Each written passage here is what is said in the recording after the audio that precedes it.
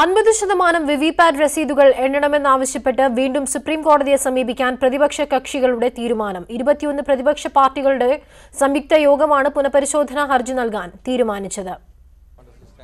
ഓരോ നിയമസഭാ മണ്ഡലങ്ങളിലെയും 5 ബൂത്തുകളിലെ VVPAT രസീതുകൾ എണ്ണാമെന്ന supreme കോടതി വിധിയുടെ പശ്ചാത്തലത്തിലായിരുന്നു പ്രതിപക്ഷ പാർട്ടികളുടെ യോഗം.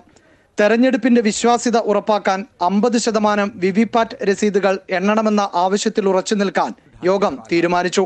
സുപ്രീം കോടതി വിധിക്കെതിരെ പുനഃപരിശോധന ഹർജി നൽകും. इलेक्शन कमीशन क्यों नहीं चाहती कि वीवीपैट काउंट होना चाहिए 50% तक? याचिका तो हम डालेंगे सुप्रीम कोर्ट में, हम डालेंगे. ആന്ധ്രാപ്രദേശിൽ നടന്ന വോട്ടെടുപ്പിൽ സമ്മതിദായകർക്ക് വിവിപാറ്റ് രസീതുകൾ പരിശോധിക്കുവാൻ വേണ്ടത്ര സമയം ലഭിച്ചില്ല എന്നും പ്രതിപക്ഷ പാർട്ടികൾ പറയുന്നു. BJP ഒഴികെയുള്ള മറ്റു പ്രതിപക്ഷ പാർട്ടികൾ വോട്ടിംഗ് മെഷീന് എതിരാണെന്ന് ഡൽഹി മുഖ്യമന്ത്രി അരവിന്ദ് കെജ്രിവാൾ പറഞ്ഞു. आज एक पार्टी को छोड़ के इस देश की सारी पार्टियां और इस देश के लगभग सारे लोग ये डिमांड कर रहे हैं कि मशीनें गड़बड़ हैं. ആന്ധ്രാപ്രദേശ് മുഖ്യമന്ത്രി ചന്ദ്രബാബു നായിഡുവിന്റെ നേതൃത്വത്തിൽ ചേർന്ന യോഗത്തിൽ Congress, CPIM, CPI, AAP, SP, BSP എന്നിവർ ഉൾപ്പെടെ 21 പ്രതിപക്ഷ പാർട്ടികളുടെ നേതാക്കൾ പങ്കെടുത്തു. KP Abhilash, news 18, Delhi. തിരഞ്ഞെടുപ്പ് പ്രഖ്യാപിച്ച ശേഷം ഇതുവരെ 2504 കോടി രൂപ പിടിച്ചെടുത്തതായി തിരഞ്ഞെടുപ്പ് കമ്മീഷൻ. 647 കോടി രൂപയുടെ കള്ളപ്പണത്തിന് പുറമെ 1100 കോടി രൂപ വിലമതിക്കുന്ന ലഹരിമരുന്നും 500 കോടി രൂപയുടെ ആഭരണങ്ങളും 206 കോടി രൂപ വിലമതിക്കുന്ന മദ്യവും പിടിച്ചെടുത്തിട്ടുണ്ട്. രാജ്യത്താകെ പിടിച്ചെടുത്ത ലഹരി മരുന്നിൽ പകുതിയും ഗുജറാത്തിൽ നിന്നാണ്. 500 കോടി രൂപയുടെ ലഹരിമരുന്നാണ് ഗുജറാത്തിൽ മാത്രം കണ്ടെടുത്തത്. കേരളത്തിൽ 6 കോടി രൂപയുടെ കള്ളപ്പണവും 3 കോടി രൂപയുടെ ആഭരണങ്ങളും പിടിച്ചെടുത്തപ്പോൾ 19 കോടി രൂപയുടെ ലഹരിമരുന്ന് കണ്ടെടുത്തു. കള്ളപ്പണത്തിന്റെ കാര്യത്തിൽ തമിഴ്നാടാണ് മുന്നിൽ. ഇതുവരെ 183 കോടി രൂപയാണ് പിടിച്ചെടുത്തത്. തിരുവനന്തപുരത്തെ 3 മുതിർന്ന കോൺഗ്രസ് നേതാക്കൾക്ക് ഹൈക്കമാൻഡിന്റെ മുന്നറിയിപ്പ്. VS Sivakumar, Thampanoor Ravi, DCC president Neyyattinkara Sanal എന്നിവരെയാണ് പ്രത്യേകം വിളിച്ച് ജനറൽ സെക്രട്ടറി മുകുൾ വാസ്നിക് മുന്നറിയിപ്പ് നൽകിയത്. തിരുവനന്തപുരത്തെ പ്രചാരണത്തിന്റെ പൂർണ്ണ ഉത്തരവാദിത്തം ഈ 3 നേതാക്കൾക്കുമാണെന്നും വീഴ്ചയുണ്ടായാൽ നടപടിയെടുക്കുമെന്നുമുള്ള സന്ദേശമാണ് കൈമാറിയത്. വിവരങ്ങളുമായി കിരൺ ബാബു ചേരുകയാണ് തിരുവനന്തപുരത്ത് നിന്നും. കിരൺ, ശശി തരൂരിന്റെ പ്രചാരണ വിഷയത്തിൽ ഹൈക്കമാൻഡ് നിലപാട് കടുപ്പിച്ചിരിക്കുകയാണല്ലോ. ഈ 3 നേതാക്കൾക്കും നൽകിയ ശാസന എന്താണ്, സന്ദേശം എന്താണ്?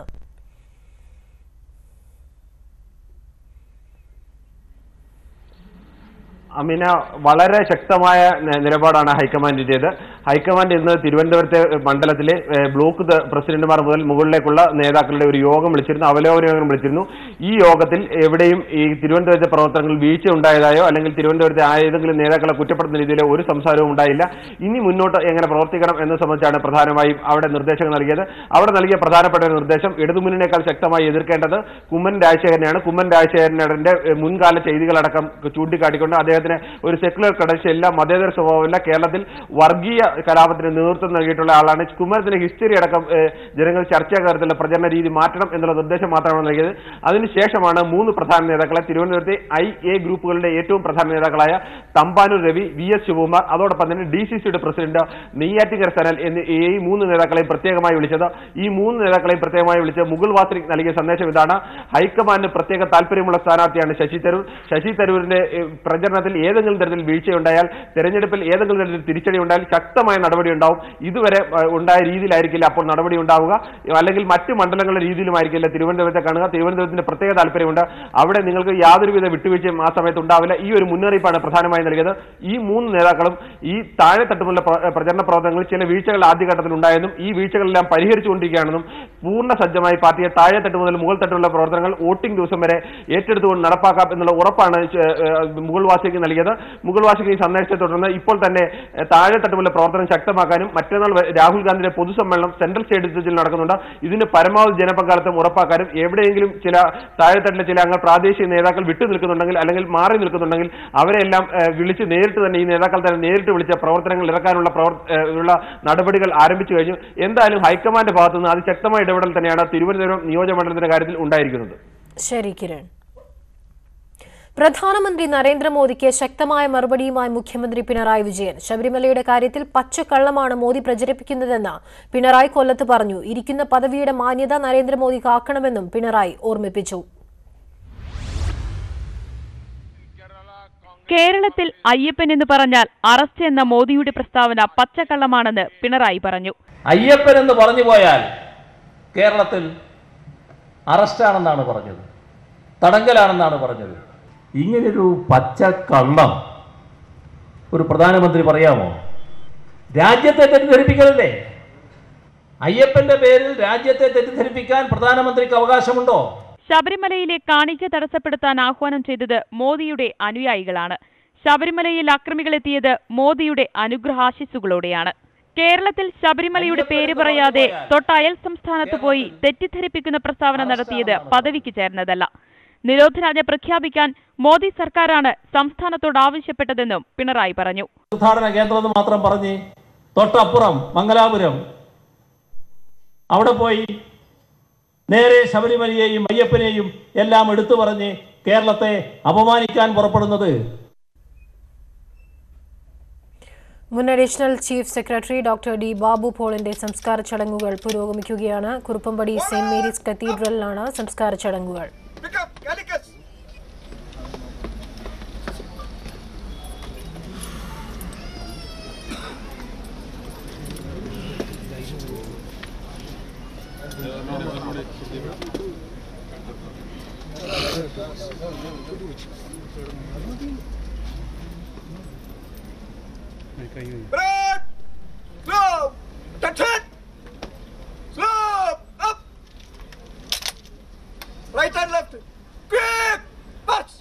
ഇന്നലെ അന്തരിച്ച മുൻ additional chief secretary doctor D Babu പോളിന്റെ സംസ്കാര ചടങ്ങുകൾ നടക്കുന്നതിന്റെ തത്സമയ സംപ്രേഷണമാണ് പ്രേക്ഷകർ കണ്ടുകൊണ്ടിരിക്കുന്നത്.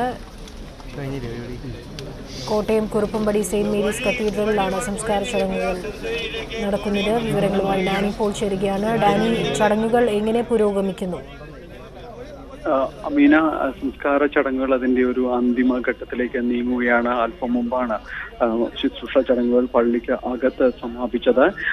ചടങ്ങുകൾക്ക് ശ്രേഷ്ഠ കാത്തോലിക്ക ബാബ ബസേലിയസ് തോമസ് പ്രഥമൻ നേതൃത്വം നൽകി. അതോടൊപ്പം തന്നെ കർദിനാൾ മാർ ജോർജ് ആലഞ്ചേരിയും ചടങ്ങുകളിൽ അന്തിമ കർമ്മങ്ങളിൽ പങ്കെടുത്തിരുന്നു. ഇപ്പോൾ ഔദ്യോഗികമായുള്ള ഒരു അദ്ദേഹത്തിന് ബഹുമതികളോടുള്ള സംസ്കാര ചടങ്ങുകളുടെ അതിന്റെ ഒരു അന്തിമ ഘട്ടത്തിലാണ്. പോലീസ് 3 വട്ടം ആകാശത്തേക്ക് നിറയൊഴിക്കുന്നു. അതിന്റെ ഔദ്യോഗികമായ ചടങ്ങുകൾ, ബഹുമതികളോടുള്ള ആ ചടങ്ങുകളും പൂർത്തിയാക്കുകയാണ്. അല്പസമയം കൊണ്ട് തന്നെ അദ്ദേഹത്തിന്റെ ഇവിടെ സെന്റ് മേരീസ് കത്തീഡ്രലിലെ കുടുംബക്കല്ലറ, അദ്ദേഹത്തിന്റെ ആഗ്രഹം അത് തന്നെയായിരുന്നു. മാതാവിനെ സംസ്കരിച്ച, തന്റെ കുടുംബത്തെ സംസ്കരിച്ച കുടുംബക്കല്ലറയിൽ അന്ത്യവിശ്രമം കൊള്ളുക എന്നത്.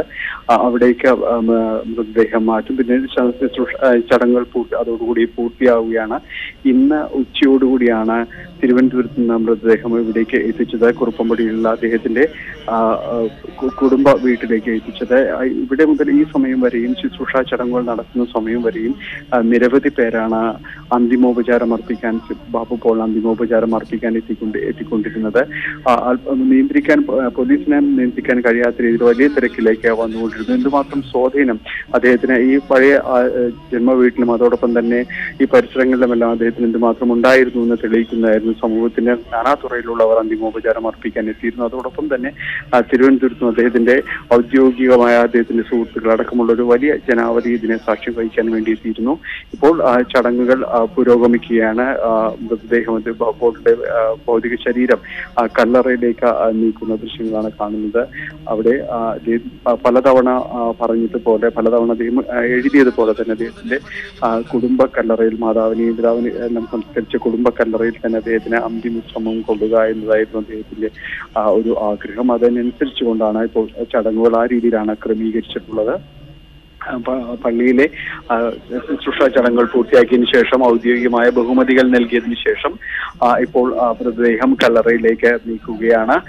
യാക്കോബായ സഭയിലെ അടക്കമുള്ള വലിയൊരു പുരോഹിത വൃന്ദം, അതോടൊപ്പം തന്നെ ബിഷപ്പുമാരുടെയും തന്നെയെല്ലാം ഒരു വലിയ നിര തന്നെയാണ് ഈ ശുശ്രൂഷ ചടങ്ങുകൾക്ക് നേതൃത്വം നൽകുന്നത്. ഈ ഒരു പരിസമാപ്തിയിലേക്ക് ഔദ്യോഗികമായി തന്നെ ചടങ്ങുകൾ പൂർത്തിയാക്കിയതിനു ശേഷം ചടങ്ങുകളുടെ ഒരു അവസാന ഘട്ടത്തിലേക്ക് നീങ്ങുന്നു. ഡാനി പോളാണ് വിവരങ്ങൾ നൽകിയത്. പ്രധാനമന്ത്രിയും ബിജെപിയും ശബരിമല മുഖ്യ പ്രചാരണ വിഷയമാക്കിയതോടെ ശക്തമായി പ്രതിരോധിച്ച ഇടതുപക്ഷവും യുഡിഎഫും രംഗത്തെത്തി. വർഗീയ ധ്രുവീകരണമുണ്ടാക്കാൻ പ്രധാനമന്ത്രി തന്നെ രംഗത്തെത്തിയതായി സിപിഎം സംസ്ഥാന സെക്രട്ടറി കോടിയേരി ബാലകൃഷ്ണൻ ആരോപിച്ചു. വിദ്വേഷം വളർത്താനുള്ള മോദിയുടെ ശ്രമം കേരളത്തിൽ വിലപ്പോകില്ലെന്ന് മുസ്ലിം ലീഗ് നേതാവ് പി കെ കുഞ്ഞാലിക്കുട്ടി പറഞ്ഞു. വിശ്വാസികൾക്കൊപ്പം നിൽക്കുന്നവരാണ് ഇടത് സർക്കാരെന്നും ശബരിമലയ്ക്ക് ഏറ്റവും കൂടുതൽ സഹായം നൽകിയത് പിണറായി സർക്കാരാണെന്നും കോടിയേരി പറഞ്ഞു. വിശ്വാസികളുടെ കൂടെ നിൽക്കുന്ന ഒരു സർക്കാരാണ് കേരളത്തിലെ ഇടതുപക്ഷ സർക്കാർ. അതുകൊണ്ടാണ് ശബരിമലയ്ക്ക് ഏറ്റവും വലിയ സഹായം ചെയ്തത് ഇടതുപക്ഷ സർക്കാരാണ്. നിയമനിർമ്മാണം നടത്താൻ അവസരം കിട്ടിയിട്ടും ഒന്നും ചെയ്യാത്ത ബിജെപി ശബരിമല വിഷയത്തിൽ ഇരട്ടത്താപ്പ് കാണിക്കുകയാണെന്ന് പ്രതിപക്ഷ നേതാവ് രമേശ് ചെന്നിത്തല ആരോപിച്ചു. ഭക്തർക്ക് വേണ്ടി ഒന്നും ചെയ്യാത്ത മോഡി ഇപ്പോൾ അവർക്ക് വേണ്ടി കരഞ്ഞിട്ട് കാര്യമില്ല. അവസരമുണ്ടായപ്പോൾ നിയമനിർമ്മാണം നടത്താൻ ഞങ്ങളൊക്കെ ആവശ്യപ്പെട്ടതാണ്. അന്ന് നിയമനിർമ്മാണം നടത്താതെ ഒളിച്ചോടിയ നരേന്ദ്രമോദി ഇപ്പോൾ ഭക്തരെ സംരക്ഷിക്കുമെന്ന് പറഞ്ഞാൽ ആരും വിശ്വസിക്കാൻ പോകുന്നില്ല. ശബരിമലയുടെ പേരിൽ മുസ്ലിം ലീഗിനെ കുറ്റപ്പെടുത്തിയ നരേന്ദ്രമോദിക്കെതിരെ ലീഗും രംഗത്തെത്തി. മുസ്ലിം ലീഗിന് മോദിയുടെ സർട്ടിഫിക്കറ്റ് ആവശ്യമില്ലെന്ന് പി കെ കുഞ്ഞാലിക്കുട്ടി. അവർക്ക് കാണുന്നതും കേൾക്കുന്നതും ഒക്കെ വർഗീയവൽക്കരിക്കാനുള്ള ഒരു ട്രെൻഡാണ്. അതിന്റെ ഭാഗമാണ് ഇപ്പോൾ ഇത്തരം പ്രസ്താവനകളൊക്കെ. ശബരിമലയിൽ സർക്കാർ നടത്തിയ അതിക്രമങ്ങൾക്കെതിരെയാണ് ബിജെപി ശബ്ദമുയർത്തുന്നതെന്നും അത് വോട്ടഭ്യർത്ഥനയല്ലെന്നും ബിജെപി നേതാവ് വി മുരളീധരൻ പറഞ്ഞു. ആചാര അനുഷ്ഠാനങ്ങൾ പാലിക്കണം എന്ന് ആഗ്രഹിക്കുന്നവർക്കെതിരായിട്ട് സർക്കാർ നടത്തുന്ന അതിക്രമമാണ് ഞങ്ങൾ ചർച്ചാ വിഷയമാക്കുന്നത്. അത് അയ്യപ്പന്റെ പേരിൽ വോട്ടഭ്യർത്ഥിക്കലല്ല. വിവിധ ബ്യൂറോകൾക്കൊപ്പം ന്യൂസ് 18 മലപ്പുറം. ശബരിമല വിവാദത്തിലും അപ്രതീക്ഷിതമായി പ്രതിസ്ഥാനത്തെത്തിയതിന്റെ അമ്പരപ്പിലാണ് മുസ്ലിം ലീഗ്. വിശ്വാസികൾക്ക് അനുകൂലമായ നിലപാടെടുത്തിരുന്ന ലീഗിനെ പേരെടുത്തു പറഞ്ഞ് പ്രധാനമന്ത്രി വിശ്വാസഭഞ്ജകരാക്കിയതാണ് ചർച്ചയാകുന്നത്. ലീഗിനെ വർഗീയ പാർട്ടിയാക്കാനുള്ള ബിജെപി ശ്രമം വിജയിക്കില്ലെന്ന് യുഡിഎഫും ലീഗ് വർഗീയ കക്ഷിയെന്ന് എൽഡിഎഫും പറയുന്നു. ലീഗിൽ ഒരു വിഭാഗം പാകിസ്ഥാൻ മനസ്സുള്ളവരാണെന്ന ഗുരുതര ആരോപണവുമായി വി മുരളീധരൻ ഇന്ന് രംഗത്തെത്തി. കേരളത്തിലെ ലീഗിനെ വർഗീയ കക്ഷിയായി മുദ്രകുത്തുന്ന ബിജെപിയുടെ നിലപാട് അങ്ങേയറ്റത്തെ പ്രതിഷേധാർഹമായ ഒരു കാര്യമാണ്. രാഹുൽ ഗാന്ധി വയനാട്ടിൽ മത്സരിക്കാൻ എത്തിയതോടെയാണ് മുസ്ലിം ലീഗ് വർഗീയ പാർട്ടിയാണോ എന്ന ചർച്ച ദേശീയ തലത്തിൽ സജീവമായത്. പ്രധാനമന്ത്രി നരേന്ദ്രമോദി പേരെടുത്തു പറഞ്ഞ് വിമർശിച്ചതോടെ മുസ്ലിം ലീഗിനെ ശക്തമായി പിന്തുണച്ച് യുഡിഎഫ് രംഗത്തെത്തി. മോദിയുടെ സർട്ടിഫിക്കറ്റ് വേണ്ടെന്നാണ് ലീഗ് നേതൃത്വത്തിന്റെ പ്രതികരണം. സംസ്ഥാനങ്ങളെ പോലും തമ്മിൽ തല്ലിക്കുന്ന, അതുപോലെ തന്നെ ജനങ്ങളെ, സമുദായങ്ങളെ തമ്മിലടിപ്പിക്കുന്ന പ്രചരണ തന്ത്രം കൊണ്ടുവരാൻ നോക്കുകയാണ്. കേരളത്തിലെ ജനങ്ങൾ ബുദ്ധിയുള്ളവരാണ്, അത് മനസ്സിലാക്കിയാൽ മതി. ഇവിടെ അത്തരം വർഗീയ പ്രചരണങ്ങൾ ഏശാൻ പോകുന്നില്ല. പക്ഷേ മോദിയെ എതിർക്കുമ്പോഴും ലീഗിനോട് സിപിഎമ്മിന് ഒട്ടും അയവില്ല.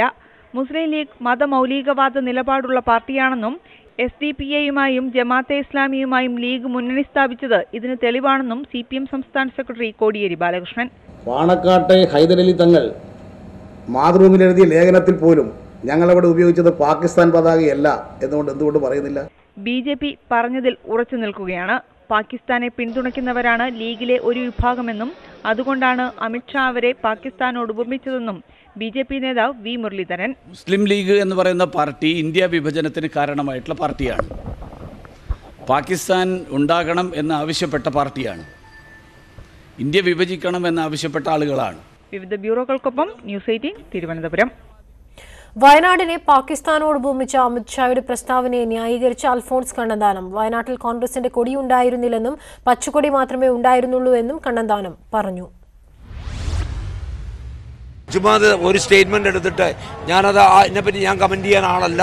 പക്ഷെ വയനാട്ടിൽ സംഭവിച്ചത് എന്താ? അവിടെ ആരുടെ ഫ്ലാഗ് നമ്മൾ കണ്ടത്? കുറെ പച്ച മാത്രം. വേറെ ഏതെങ്കിലും കോൺഗ്രസിന്റെ ഫ്ലാഗ് അവിടെ കണ്ടോ? വേറെ ഏതെങ്കിലും ഘടകകക്ഷിയുടെ ഫ്ലാഗ് അവിടെ കണ്ടോ? അവിടെ കണ്ടത് പച്ച മാത്രമാണ്. ഞാൻ അതിനെപ്പറ്റി പറയുന്നില്ല. ഞാൻ പറയുന്ന ഇത് മാത്രമാണ്. ഞാനത് കണ്ടുകൊണ്ടിരിക്കുകയായിരുന്നു. അവിടെ ഞാൻ കണ്ടത് പച്ച മാത്രമാണ്. ബ്യൂട്ടി പാർലർ വെടിവെപ്പ് കേസിൽ നടി ലീന മരിയ പോളിന്റെ അഭിഭാഷകനും ഭീഷണി. കേസിൽ നിന്ന് പിന്മാറണമെന്നാണ് ആവശ്യം. ഭീഷണി സന്ദേശത്തിന്റെ പകർപ്പ് ന്യൂസ് 18 ലഭിച്ചു. കേസിൽ അന്വേഷണം കാസർഗോട്ടേക്കും നീളുകയാണ്. ബ്യൂട്ടി പാർലർ വെടിവെപ്പ് കേസിൽ നടി ലീന മരിയ പോളിന്റെ അഭിഭാഷകനെതിരെയും രവി പൂജാരി ഭീഷണി ഉയർത്തിയിരുന്നതായി അന്വേഷണ സംഘം കണ്ടെത്തി. അഭിഭാഷകന്റെ ഫോണിലേക്ക് ഇന്റർനെറ്റ് കോളുകൾക്ക് പുറമെ സന്ദേശങ്ങളായും ഭീഷണി വന്നു. വെടിവെപ്പ് കേസിൽ അന്വേഷണം കാസർകോട്ടേക്ക് നീളുകയാണ്. പ്രതി മോനായിയുടെ പങ്ക് വെളിപ്പെടുത്തുന്ന കൂടുതൽ തെളിവുകൾ ശേഖരിക്കാനാണ് അന്വേഷണ സംഘം കാസർകോട്ടേക്ക് പോകുന്നത്. ഇയാളുടെ കൂട്ടാളികളെക്കുറിച്ചും അന്വേഷണം നടക്കുന്നുണ്ട്. മോനായി വഴിയാണ് തോക്ക് പ്രതികൾക്ക് ലഭിക്കുന്നത്. ബ്യൂട്ടി പാർലർ വെടിവെപ്പിന് മുൻപ് സ്വയം പരിശീലനം നടത്തിയ പ്രതികൾ സംഭവത്തിന് ശേഷം സുഹൃത്തുമായി വാക്കുതർക്കമുണ്ടായപ്പോൾ വെടിയുതിർക്കാൻ ശ്രമിച്ചിരുന്നതായും കണ്ടെത്തി. പ്രതികൾ ഉപയോഗിച്ചിരുന്ന ഒരു തോക്കും ബൈക്കും പോലീസ് കണ്ടെത്തി. ബ്യൂട്ടി പാർലറിന് നേരെ വെടിവെക്കാൻ ഉപയോഗിച്ച പിസ്റ്റൾ കൂടി കണ്ടെത്താനുണ്ട്. കേസിൽ പഴുതടച്ചുള്ള അന്വേഷണം പുരോഗമിക്കുമ്പോൾ കൂടുതൽ അറസ്റ്റുണ്ടാകുമെന്നാണ് സൂചന. ഇതോടെ രവി പൂജാരിക്ക് കേരളത്തിൽ ശക്തമായ കണ്ണികളുണ്ടെന്ന കാര്യവും വ്യക്തമാവുകയാണ്. കൊച്ചിയിൽ നിന്ന് വിനീത വിജി, ന്യൂസ് 18. തിരുവനന്തപുരത്തെ ബി.ജെ.പി. സ്ഥാനാർത്ഥി കുമ്മനം രാജശേഖരനെ വിമർശിച്ച് കെ.പി.സി.സി. പ്രസിഡന്റ് മുല്ലപ്പള്ളി രാമചന്ദ്രൻ. ഹിന്ദു ധ്രുവീകരണ രാഷ്ട്രീയത്തിന്റെ വക്താവാണ് കുമ്മനം രാജശേഖരനെന്ന് മുല്ലപ്പള്ളി പറഞ്ഞു. നിലയ്ക്കൽ മാറാട് സംഭവങ്ങളെ പരാമർശിച്ചുകൊണ്ടായിരുന്നു മുല്ലപ്പള്ളിയുടെ വിമർശനം. ഭാരതീയ ജനതാ പാർട്ടിയുടെ സ്ഥാനാർത്ഥിയെ മത്സരിക്കുന്ന വ്യക്തി ആരുമാകട്ടെ, അദ്ദേഹത്തെ നിങ്ങൾ കണ്ടതെവിടെയാണ്? ഒരിക്കലും ശുദ്ധ രാഷ്ട്രീയത്തിന്റെ മുൻപന്തിയിൽ അദ്ദേഹത്തിന് ഉണ്ടായിരുന്നില്ല. അദ്ദേഹം സാമൂഹ്യ പ്രവർത്തന രംഗത്തും അദ്ദേഹത്തെ കാണാൻ സാധിച്ചില്ല. അദ്ദേഹം ഈ രാജ്യത്തുണ്ടായത് ഹിന്ദു ധ്രുവീകരണ രാഷ്ട്രീയത്തിന് മുൻപന്തിയിലാണ്. അത് മാറാട് കലാപമാകട്ടെ, അതല്ലെങ്കിൽ നിലയ്ക്കൽ സമരമാകട്ടെ, ഈ രാജ്യത്ത് എവിടെയെല്ലാം തന്നെ വിഭാഗീയത ഉണ്ടാക്കാൻ സാധിക്കുക ആ സമരങ്ങളുടെ മുമ്പിൽ നിന്ന മനുഷ്യൻ അദ്ദേഹമാണോ ലോക്സഭയിലേക്ക് പോകേണ്ടത്? ബി.ജെ.പി. സംസ്ഥാന അധ്യക്ഷൻ പി.എസ്. ശ്രീധരൻപിള്ള വർഗീയ പരാമർശം നടത്തിയെന്ന ആരോപണം. ശ്രീധരൻപിള്ളയുടെ പ്രസ്താവനയ്ക്കെതിരെ എൽ.ഡി.എഫ് തിരഞ്ഞെടുപ്പ് കമ്മീഷന് പരാതി നൽകി. ശ്രീധരൻപിള്ള പ്രസ്താവന പിൻവലിക്കണമെന്ന് മുസ്ലിം ലീഗും ആവശ്യപ്പെട്ടു. പ്രസംഗത്തിലെ പരാമർശം ദുർവ്യാഖ്യാനം ചെയ്ത് വർഗീയ സംഘർഷം ഉണ്ടാക്കുകയാണെന്നാണ് ശ്രീധരൻപിള്ളയുടെ മറുപടി.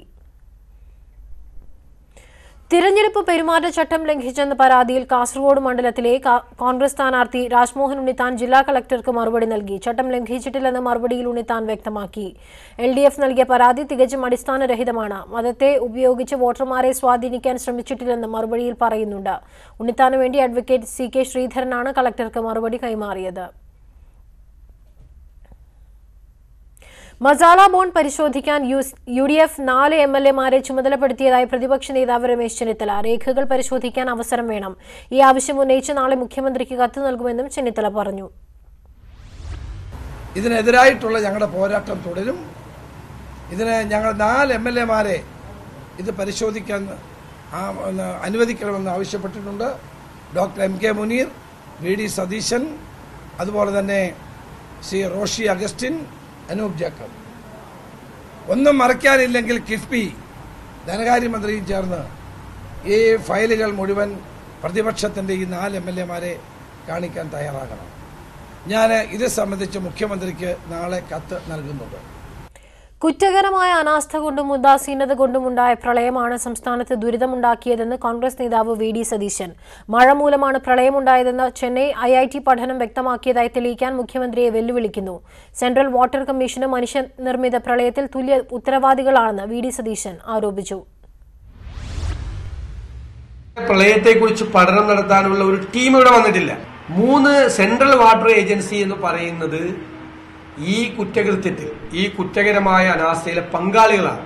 കാരണം കാലാവസ്ഥാ നിരീക്ഷണ കേന്ദ്രമാണ് മഴയെക്കുറിച്ച് പ്രവചിക്കാൻ ഉത്തരവാദിത്തപ്പെട്ട ഏജൻസി. പക്ഷെ പ്രളയത്തെക്കുറിച്ചുള്ള സാധ്യതകൾ മുൻകൂട്ടി പറയാൻ ഉത്തരവാദിത്തപ്പെട്ട ഏജൻസി സെൻട്രൽ വാട്ടർ കമ്മീഷനാണ്. അവർ ഒരു നടപടികളും ചെയ്തില്ല. അവർ കുറ്റവാളികളാണ്, ഗവൺമെന്റിനെ പോലെ തന്നെ കുറ്റവാളികളാണ്. അപ്പൊ കൂട്ടുപ്രതിയുടെ റിപ്പോർട്ട് ഹാജരാക്കിയിട്ടാണ് മുഖ്യമന്ത്രി ഇത് മനുഷ്യനിർമ്മിത പ്രളയമല്ല എന്ന് വാദിക്കുന്നത്.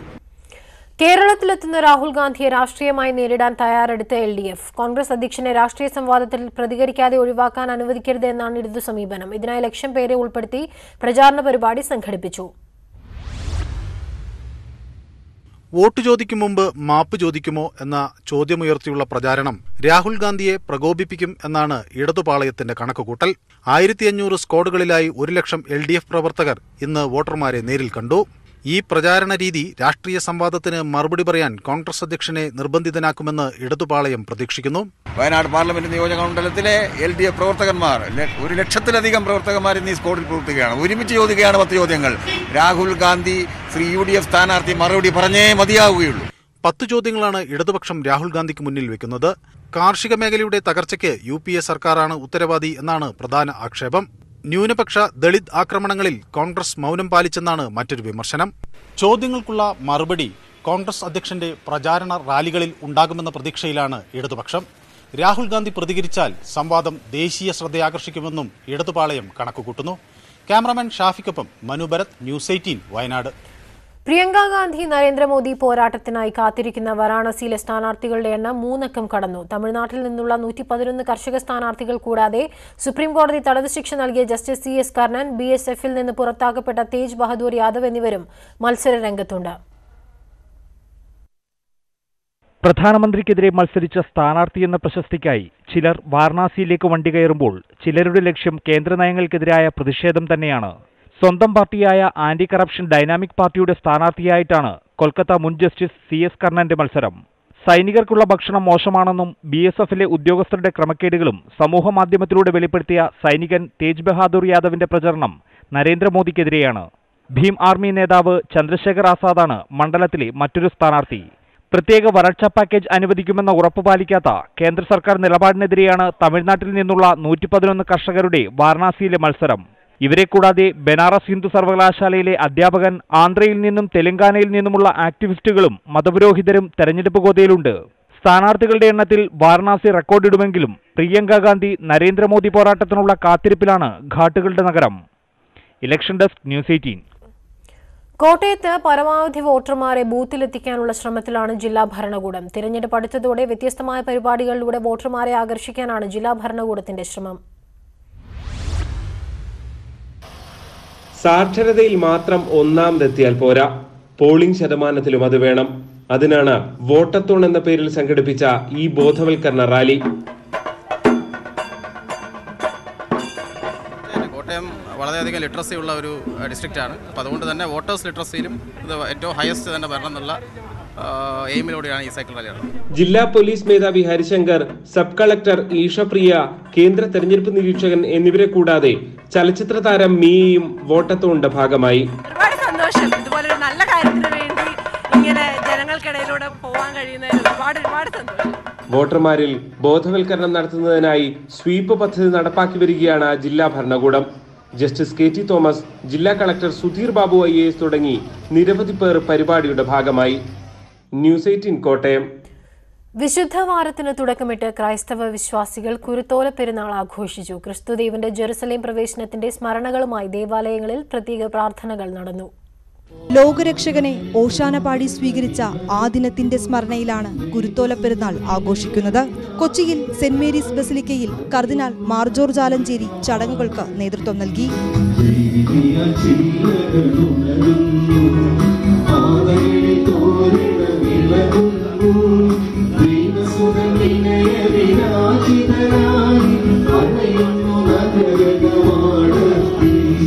തെരഞ്ഞെടുപ്പിൽ നല്ല ഭരണാധികാരികൾ വരാൻ പ്രാർത്ഥിക്കാൻ അദ്ദേഹം വിശ്വാസികളോട് ആഹ്വാനം ചെയ്തു. വരാനിരിക്കുന്ന ആ ദിവസങ്ങളിലെ തെരഞ്ഞെടുപ്പ് ദിനങ്ങളിലെ നമ്മളുടെ പ്രവർത്തനം എപ്പോഴും ഇതുപോലെ ദൈവമഹത്വത്തിന്, ഈ രാജ്യത്തിലെ ജനങ്ങളുടെ നന്മയ്ക്ക്, നമ്മുടെ ഓരോരുത്തരുടെയും ജീവിതങ്ങളിലൂടെ ദൈവമഹത്വം പ്രകാശിതമാകുന്നതിന് വേണ്ടി നിറവേറ്റുവാൻ നമുക്ക് ആത്മാർത്ഥമായി പരിശ്രമിക്കുകയും ചെയ്യാം. കോഴിക്കോട് മദർ ഓഫ് ഗോഡ് കത്തീഡ്രലിൽ ബിഷപ്പ് ഡോക്ടർ വർഗീസ് ചക്കാലയ്ക്കൽ മുഖ്യ കാർമ്മികത്വം വഹിച്ചു.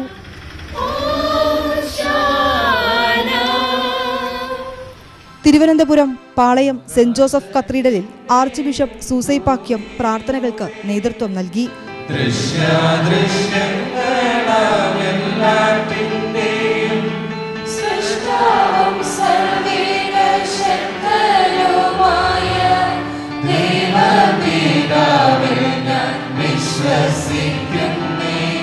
വിവിധ ബ്യൂറോകൾക്കൊപ്പം കൊച്ചിയിൽ നിന്ന് വിനീത VG, ന്യൂസ് 18.